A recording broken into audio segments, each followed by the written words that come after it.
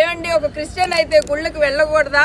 మరి చంద్రబాబు నాయుడు గారు ఒక హిందూ అయ్యండి క్రిస్టియన్ చర్చిలకి ముస్లిం మసీదులకి ఎట్లా వెళ్తున్నారు?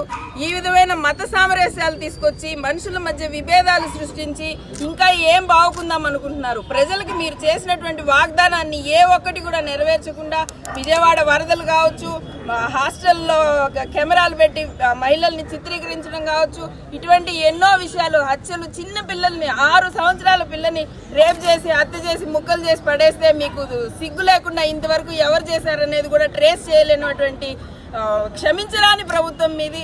ఇటువంటి సంగతులన్నీ పక్కకు నెట్టడానికి కేవలం డైవర్షన్ పాలిటిక్స్ కోసం మీరు ముందుకొచ్చి ఈ విధంగా ప్రజల మధ్యలో చిచ్చు రేపుతున్నారు. కానీ మీరు వేస్తున్నటువంటి కుయుక్తులు లేవు, ప్రజల ముందు పారవు.